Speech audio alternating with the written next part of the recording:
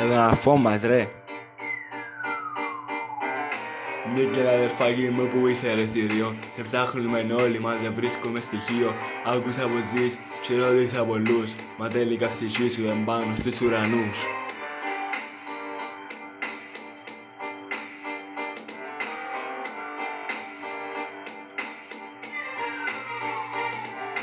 Ήταν μια μέρα όμορφη πριν μάθουμε τα νέα. Έκατσα μας και είπα μας να έρθουμε τούτη μέρα. Ο Μίκελ μας ενάρρωσε και πάει νοσοκομείο. Και όλα τα βιβλία του έμειναν στο σχολείο. Όλοι έμειναν άφωνοι μετά από τούτα τα νέα. Και έπρεπε κάτι να κάνουμε να νιώσει πιο ωραία.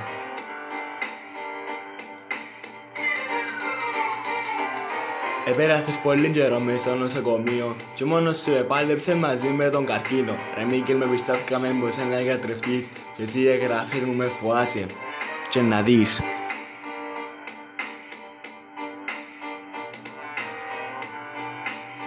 Πάμε ρε. Αδερφέ μου, να προσέχεις που είχαμε ψηλά και εμείς να είμαστε ρε Μίκελ μου καλά. Θέλω όμως μια χάρη, θέλω να χαμογελάς, γιατί ήταν αξέχαστο για όλους εμάς.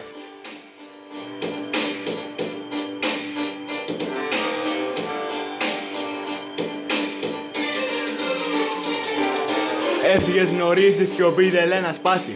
Έφυγες νωρίς, άχνα μπορούσε να αλλάξει. Δεν μπορούσε να αξιάσω, συν το χαμογελό σου. Και πρόσεχε με μένα μου με φίλο και αδερφό σου. Γιατί ένα τη μέρα που να ξαναβρεθούμε, γιατί για γίνει brother μου εμείς δεν θα χαθούμε. Το μόνο σίγουρο αδερφέ. Αδερφέ μου, να προσέχεις που είδαμε ψηλά και εμείς να είμαστε ρε Μίκελ μου καλά. Θέλουμε μια χάρη, θέλω να χαμογελάς, γιατί ήταν αξέχαστο για όλους εμάς.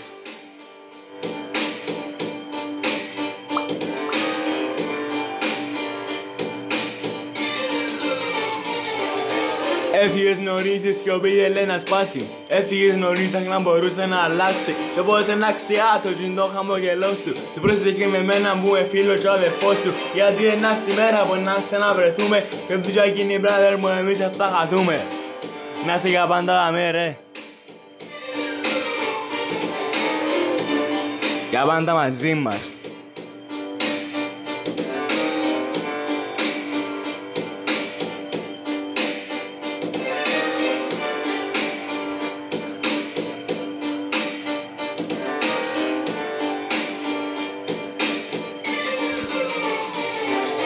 Μίκελ αδερφέ μου, τι δεν είχα να σου πω. Ελπίζω να μ' απόλαυσες το κάθε μου λεπτό.